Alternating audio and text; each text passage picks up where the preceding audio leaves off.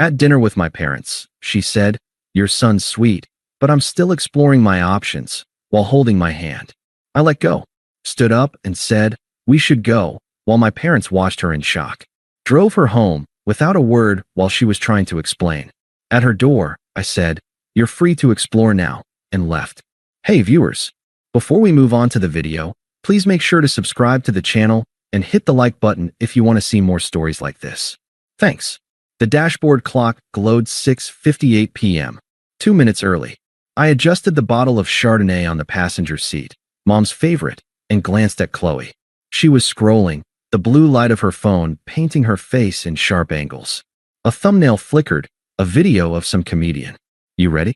I asked, my voice too loud in the quiet car. Yeah, totally," she said, not looking up. She tucked a strand of hair behind her ear. "Just let me finish this." I watched her for a second. She'd been quiet, distracted, all week. When I'd asked about it yesterday, she'd waved a hand. "Just work stuff, Mark. You know how it is." I believed her. I always believed her. I'd spent the afternoon cleaning my apartment, imagining a version of tonight where, after dessert, I'd bring up the idea of her moving in. I had the logic laid out. My place was bigger, closer to her job. It made financial sense. I'd practiced the speech in the shower. It's the next logical step. "Okay, let's go," she said finally, dropping her phone into her purse with a sigh. She offered me a smile. It didn't quite reach her eyes. The walk to the front door felt normal. My childhood home smelled the same as always. Lemony polish, slow-cooked roast, the faint, comforting scent of old books. My mom, Linda, enveloped me in a hug, then held Chloe at arm's length. "You look beautiful, sweetheart. That color is fantastic on you." "Thanks, Linda," Chloe said, her social charm clicking on. She handed over the wine. "For you." My dad, Robert, emerged from the kitchen, wiping his hands on a dish towel. A firm handshake for me, a warm, one-arm squeeze for Chloe. "The maestro is almost finished. Have a seat, you two." We settled in the living room. The good glasses were out. Sinatra played softly from the old stereo. It was a scene from my dreams of a stable future. Chloe sat close to me on the sofa, her leg pressed against mine. I felt my earlier anxiety loosen. See, everything was fine. Dinner was my dad's famous pot roast, carrots and potatoes cooked to buttery perfection. The conversation was easy, a gentle volley. Dad asked about the new software rollout at my firm.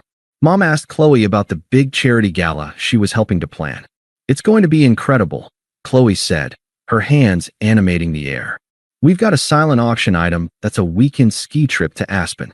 I'm this close to stealing it for myself." She laughed, and my parents laughed with her. She was luminous, the center of gravity at the table. I just watched, content to orbit her. Then, my mom poured more wine and asked the question. The one I'd been hoping for. "So, you too," she began, her voice warm with curiosity. "We don't like to pry, but any big plans on the horizon? You seem so wonderfully settled." It was the opening. My heart did a little skip. I felt Chloe's hand find mine under the table. Her fingers were cool. I took it as a sign, a squeeze of solidarity. I opened my mouth to give my rehearsed, logical spiel, but Chloe spoke first. She leaned forward slightly, her voice taking on a confidential, almost philosophical tone. "You know, Linda, that's such a great question." She paused, looking from my mom to my dad, then down at our joined hands on the tablecloth. She gave my hand a patronizing little pat. He's the sweetest man I've ever known. Truly. So kind, so stable." She said stable, like it was a benign medical condition. "He's like a perfect, cozy fireplace." I felt a cold trickle start in my stomach. She continued, her gaze now drifting to the window, as if seeing a more exciting world out there. "But I'm just at a point in my life where I need to be sure. About everything. I'm young. Well, youngish." She let out a tinkling laugh that felt like shattering glass. "I feel like I owe it to myself to keep exploring my options. You understand, right?" The world did not shatter. It did not go dark. It became hyper-focused, crystalline in its cruelty. I saw the speck of paprika on the tablecloth near my plate. I saw the slow, horrified dip of my mother's smile. I saw my father's fork freeze halfway to his mouth. I felt the weight of Chloe's hand on top of mine, a dead, heavy thing. Exploring my options. The words hung in the air, mingling with the scent of roast and gravy. She had just told my parents, the two people who loved me most in this world, that their son was a temporary placeholder. A nice, cozy fireplace while she shopped for a roaring, destructive bonfire. A profound silence swallowed the room. The only sound was the faint swing of "Fly Me to the Moon" from the living room. I looked at our hands.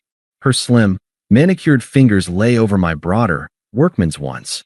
A public display of affection that was, in that second, the most violent act of disrespect I had ever experienced.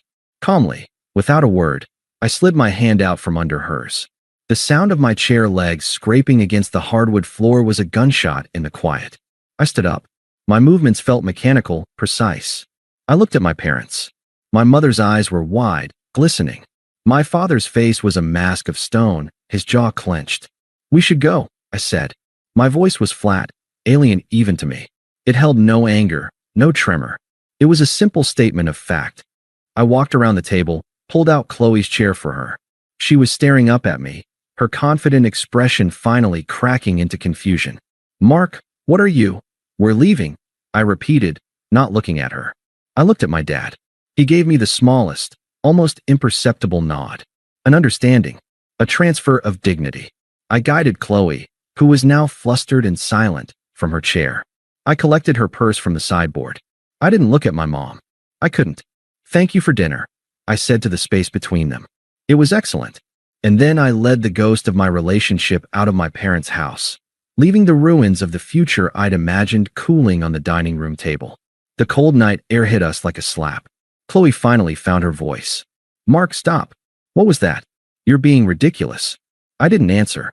I unlocked the car, got into the driver's seat, and started the engine. She stood outside for a moment before yanking the passenger door open and sliding in. "Are you serious right now?" she demanded, her confusion rapidly morphing into anger. "You just dragged me out of there because of one little comment?" I pulled out of the driveway. The streets of my parents' neighborhood were dark and quiet. "It wasn't a little comment, Chloe," I said, my eyes on the road. My voice was still that terrifyingly calm monotone. "Oh my God, you are so sensitive," she exploded, throwing her hands up. "I was just being honest with them. I was being real. Isn't that what you always say you want?" "Honesty. Honesty," I repeated. Not a question, just a word, tasting of ash. "Yes, I was telling them the truth. I love you, Mark, you know I do. But love isn't always enough. There's a whole world out there. I have needs.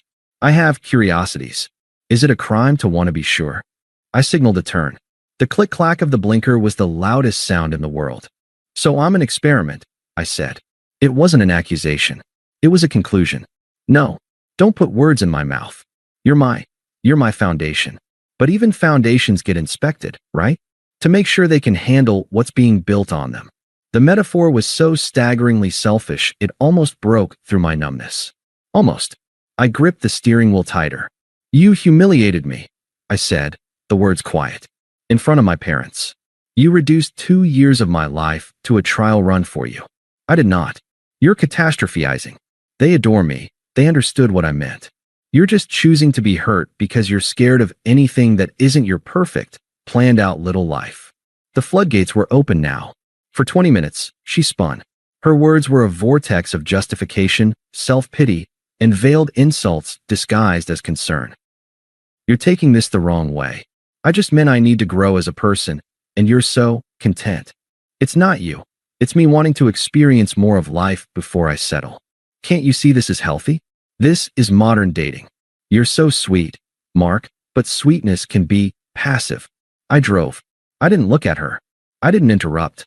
I just absorbed the torrent, letting each word wash over me and solidify the ice in my chest. This was who she was. This had always been who she was. I had just been too cozy by the fireplace to feel the draft. We reached her apartment building. I pulled into a visitor spot and put the car in park. The engine idled. The silence returned, heavier now, saturated with her spent rhetoric. She looked at me, expecting a response. A fight. Tears. Begging. Something she could work with, twist, or dominate. I unbuckled my seatbelt and got out. I walked around the car and opened her door. A final, automatic act of courtesy. She got out, searching my face. "Mark, talk to me. Please." I looked at her then, really looked. At the girl I'd thought I'd build that logical future with. I felt nothing. No love, no hate. Just a vast, empty clarity. She took a step toward me, reaching out a hand to touch my arm. I took a deliberate step back, out of her reach. Her eyes widened. That was the first thing that truly seemed to scare her. My physical withdrawal, done with calm intent. I met her gaze. My voice was quiet, final, and utterly clean of emotion. You're free to explore now. I turned, got back into my car, and closed the door. In the rearview mirror, I saw her standing on the curb, frozen, one hand still slightly outstretched. I didn't wait to see if she moved. I drove away, and with every block, the weight in the car lessened, until it was just me, the road, and a silence that was no longer filled with her excuses, but with a profound, burgeoning peace. The silence in my apartment was different now. Before, it had been a passive thing, a space waiting to be filled with the sound of her key in the lock, her laughter, her critiques of my movie choices. Now it was active. It was mine. I didn't break down. I didn't throw things. I stood in the middle of the living room, the same room where I'd imagined us discussing floor plans, and I just breathed. The numbness was a cocoon. Inside it, something very quiet and very decisive was knitting itself back together. My phone buzzed on the counter. Mom. I picked it up. Mark, honey, are you? I'm okay, Mom. I said, cutting her off gently. My voice sounded normal. That surprised me. It's over. A pause on her end, filled with a mother's wordless anguish. What she said at my table. I know, I said. Don't. Please. I just need to not talk about it right now. Okay, she whispered. Okay. We're here. I hung up. The next action felt instinctive, surgical. I opened my phone. I navigated to her contact. A picture of her laughing at the beach, a moment I now knew was just a scene in her ongoing exploration. I blocked her number. I opened Instagram, Facebook, Spotify, every digital tether. Blocked. Unfollowed. It took less than 3 minutes. I wasn't angry. I was decontaminating a space. The first night, I slept like the dead. The second, I woke at 3 a.m., the memory of her words in my parents' dining room playing on a cold, clear loop. Not with pain, but with a sharp, analytical clarity. Exploring my options. I saw my father's frozen fork. My mother's shattered smile. I let the humiliation wash over me, through me. I didn't fight it. I observed it, like a scientist studying a toxic sample. And then, as dawn light bled gray through the blinds, it was done. The sample was logged. The feeling was spent. I didn't call in sick to work. I went. I coded, attended meetings, ate lunch at my desk. The world kept turning. My hands knew the keyboard. My logic could still untangle complex problems. This was a relief. The real work began after 5 p.m. I joined a gym. Not the one I'd casually used before, but a serious, no-nonsense place with heavy bags and racks of free weights. I didn't know what I was doing. I hired a trainer for 3 sessions just to learn form. The first time I deadlifted a weight that felt impossible, my muscles screaming, my vision spotting, I thought of her patting my hand. Sweet. Stable. I locked out the lift. The crash of the plates on the floor was the most satisfying sound I'd heard in years. I let my friends know, in a group text, that Chloe and I were done. No drama, just different paths, I wrote. They offered to get drinks, to let me vent. I declined. Soon, I promised. Instead, I called James, an old college friend who'd moved to the city last year. We drifted. Over burgers and beers, we didn't talk about her. We talked about the terrible startup he worked for, the absurdity of modern marketing, the new season of that sci-fi show we both loved. It was easy. It was undramatic. It was friendship without an audit. I enrolled in an online certification course for a new programming framework. It was something I'd put off for a year, citing being too busy. Now my evenings had a new architecture: gym, study, cook. I learned to make pan-seared salmon with crisp skin. I perfected a garlic cream sauce. I ate at my kitchen island, listening to history podcasts, and the meal was perfect because I had made it for me. Weeks bled into months. The season changed. The sharp, cold clarity of the betrayal softened into a simple, unattractive fact of my history, like a scar you forget you have. I thought of her less and less. When I did, it was without heat. She was a person who had made a choice. I was a person who had accepted it. The first whisper of karma came on a rainy Tuesday. I was meeting James for a coffee, and he was late, fidgeting with his phone when he arrived. Sorry, he said, sliding into the booth. Got sucked into the drama vortex. I raised an eyebrow, sipping my black coffee. Mutual acquaintance, he said, choosing his words carefully. He knew I'd blocked the whole constellation of her life. Apparently, Chloe's new thing is intense. I said nothing. I didn't ask. My silence was an open door he could choose to walk through or not. He sighed. Guy named Jason. Some entrepreneur. Sells, like, imported flashlight batteries or something on the internet. Drives a leased Maserati.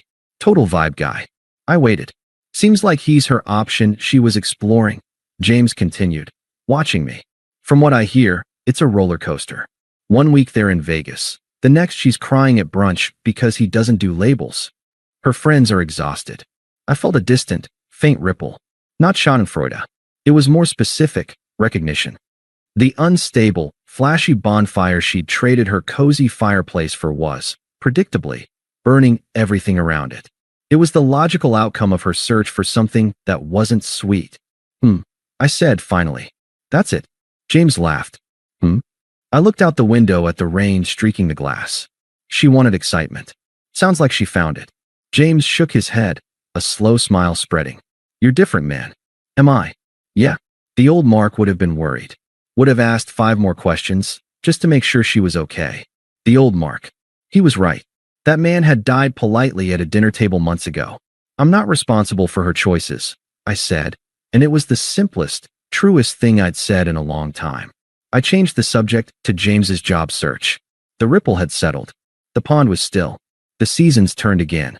A year had passed. The certification was on my LinkedIn profile. My salary had increased. My body had changed, not into a bodybuilder's, but into something firmer, more capable. The silence in my apartment was now a companion, not a void. The karma did not arrive with a bang. It seeped in through the cracks, reported not by her, but by the faint, residual echoes of our once shared world. I saw Mia, her best friend, at a grocery store. I turned my cart down the cereal aisle to avoid her, but she'd seen me. There was a tight, worn look around her eyes. She gave me a small, awkward wave. I nodded back, a neutral acknowledgement, and kept moving. A month later, James reported that Mia and Chloe had a massive blowout and weren't speaking. The reason was Jason.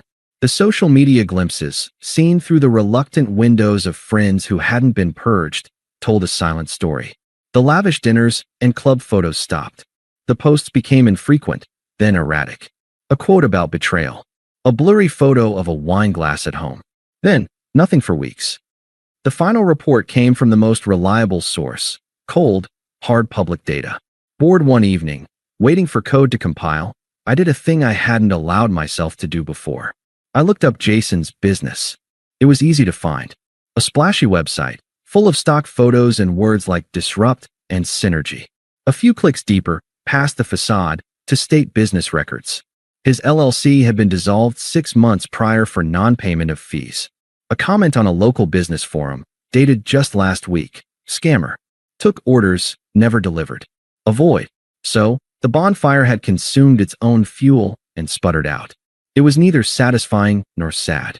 It was a fact, as neutral as the weather. The option had been explored. It had been found wanting. The first direct contact was a text. A number not saved in my phone, but whose area code I knew. It arrived on a Sunday morning. I was reading, the sun warm on my back. Unknown number. Mark, it's Chloe. I know I probably shouldn't be texting you. I think I made a terrible mistake. Can we talk? The words sat on my screen. I felt nothing. No heartbeat spike, no tightening in the chest. They were just pixels. I saw the ellipsis appear, then disappear. She was waiting. I put the phone face down on the table. I finished my chapter. I made another cup of coffee. I watched a bird build a nest in the tree outside my window. The phone buzzed again, 2 hours later. Unknown number. Please. I picked up the phone. I didn't delete the messages. I opened the contact, created a new entry. I named it Do Not Answer. I saved the number. Then I blocked it. The action felt hygienic. I was not ignoring her out of pain. I was filtering a distraction, the way I'd filter spam from my inbox. Her mistake was now hers to live with. My peace was mine to protect. The two were no longer connected. The exploration was over, and I was no longer uncharted territory. I was my own sovereign nation, with closed borders. The voicemail arrived a week later. I was reviewing blueprints for a deck I planned to build on my tiny patio, a tangible project for my tangible life. My phone lit up with the Do Not Answer identifier. I let it go to voicemail, finished measuring a joist span, then played it on speaker as I cleaned my tools. Her voice was thin, watery, stripped of its performative confidence. Mark, it's me. I know you probably hate me. I would. I need you to know I'm sorry. I was scared and stupid and young, and I said the most horrible thing to the best person I've ever known. You were my home. I didn't know what I had until I set it on fire. Please, can you just call me back? I'm so lost. There was a wet, sniffling sound, then the click. I saved the voicemail, not as a treasured memento, but as a benchmark. A reminder of the tonal whiplash, from smug dismissal at my parents' table to this raw need. It was useful data. I archived it and moved on. The friend intervention came next. Mia's name flashed on my screen. I almost let it go, but curiosity, cold and clinical, won out. Mark, she began, her voice strained with a false, bright sympathy. Hi, how are you? I'm well, Mia. What can I do for you? I kept my tone polite, impersonal, like a bank teller. A pause. She wasn't used to me setting the frame. I'm calling about Chloe. I assumed. She's really not doing well, Mark. Like, really not well. That guy, Jason, he was a nightmare. Took money from her, lied about everything. It was all a facade. She's completely wrecked. I'm aware he was unsuccessful, I said. Another pause. My lack of emotional donation was throwing her script. Right? Well, she's hurting. She's alone. Her friends, a lot of us are just tired of the drama, you know? She needs someone stable. I waited. Look, Mia pushed, her voice hardening. I know what she did was shitty. At that dinner. God. But would it kill you to show a little compassion? To just talk to her? You were together for 2 years. Doesn't that mean anything to you? I leaned back in my chair, looking out at the city lights. Mia, my compassion was spent a long time ago. I'm not responsible for the consequences of her choices. She's free to explore, remember? That freedom includes facing the results of the exploration. That's cold, Mark. It's factual. I corrected, my voice even. Is there anything else? She hung up. The texts started that night. They pulsed through the silence of my apartment. Little distress flares from a ship I was no longer aboard. Do not answer. Why won't you answer me? I said I was sorry. Do not answer. You were never this cruel. You've changed. Do not answer. Is this your revenge? To just ignore me while I'm falling apart? I didn't block the new number. The messages were like weather reports from a hurricane that had already passed over me. I read them with detached interest. The subtext was clear. Her pain was now my moral failing. The finale was a Thursday evening. I was prepping vegetables, a knife moving in a steady rhythm against the cutting board, when the buzzer for my apartment building rang. I ignored it. It rang again, long and insistent. Then a third time, in a frantic staccato. A sigh escaped me, not of annoyance, but of mild inconvenience. I wiped my hands, walked to the intercom, and pressed the button without speaking. Mark? It's me. I know you're there. Please. I need to see you. Her voice was frayed, trembling through the cheap speaker. I said nothing. I released the button. The buzzer screamed again, a long, desperate wail. I knew my neighbors would complain. The path of least resistance for my peace was a brief, firm interaction. I buzzed her in. I didn't open my apartment door wide. I stood in the frame, arms crossed, a barrier. She looked diminished. Her clothes were rumpled, her eyeshadow smudged. The vibrant, assessing energy was gone, replaced by a jittery need. You won't answer my calls, she said, her voice accusatory. No, I agreed. Why? How can you just shut me out? After everything. She took a step forward. I didn't retreat, but my posture didn't yield an inch. She stopped. You asked for your freedom, I stated. You have it. This, I gestured vaguely between us, isn't my problem. Not your problem? A hysterical laugh bubbled out of her. I'm hurting, Mark. The man I left you for was a con artist. He's gone. My friends are gone. I have nothing. I remained silent, letting her words hang in the hallway. Don't you see? She pleaded, tears starting. It was all a mistake. A huge, stupid mistake. You were right. You were always right. Stable is good.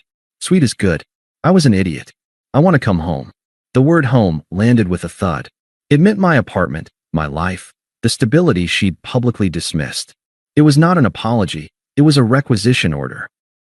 This isn't your home, I said, my voice low and final. Her face crumpled, then hardened. The tears dried up, replaced by a flash of the old, frustrated entitlement. The raw need had gotten her nowhere, so she switched tactics. You were never this cold. What's wrong with you? She snapped, her voice rising. Did I break you that badly? Is that it? You're just this empty, bitter shell now? I said I was sorry. What more do you want from me? There it was. The true colors. The anger that emerged when her manipulation failed. She wasn't sorry for what she did. She was sorry it didn't work out for her. She wanted me to provide absolution and shelter, and my refusal was a personal offense. I looked at her, this furious, unraveling stranger in my hallway. I felt a profound, quiet certainty. I don't want anything from you, Chloe, I said, my tone utterly flat. Not a thing. The simplicity of it deflated her. The anger seeped away, leaving her looking small and confused.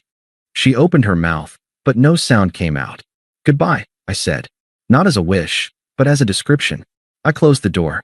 I heard a muffled sob, then the sound of her footsteps retreating down the hall.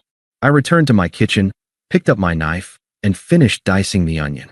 The tears in my eyes were from the vegetable, nothing more. Saturday morning sunlight streamed through the high glass canopy of the city's bustling farmers market. The air smelled of fresh bread, roasted coffee, and rain-washed strawberries. I held a woven basket in one hand, Sarah's hand in the other. Sarah was a landscape architect I'd met through a work project. She had a calm, grounded energy and a smile that felt like a genuine discovery, not a performance. We'd been dating for 4 months. It was easy. It was quiet. It was mutual. We were debating the merits of heirloom tomatoes versus the perfectly round ones when I felt a gaze on me.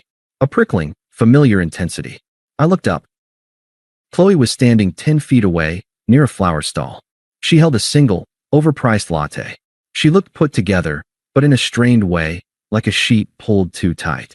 Her eyes were fixed on me, then flicked to Sarah, then to our joined hands. A complex calculation of loss and envy flashed across her face before she locked it down. Sarah, sensing my shift, followed my gaze. Friend of yours? She asked, her voice mild. Someone I used to know, I said, giving her hand a gentle squeeze. It's fine. But Chloe was already crossing the space between us. She ignored Sarah completely, her eyes laser-focused on me with a desperate determination. Mark. Hi. Chloe, I nodded. An awkward beat. The market swirled around us. Laughter, bartering, a child's squeal. Can we please just get a coffee? Talk. As friends. The words tumbled out, rehearsed and fragile. Sarah politely studied a display of artisan honey, giving us a semblance of privacy without actually moving away. Her presence was a quiet anchor. No, I said. The word was not harsh. It was simply definitive, like stating the sky was blue. Her composure cracked at the edges. Why? Why are you doing this? I said I was sorry. I've been sorry. I miss you. I miss us. I took a slow breath, the scent of soil and basil filling my lungs. I looked at her, truly looked, and felt nothing but a faint, distant pity for the ghost she was chasing. Chloe, no. I said, my voice calm and clear. This is Sarah. I gestured lightly to my side.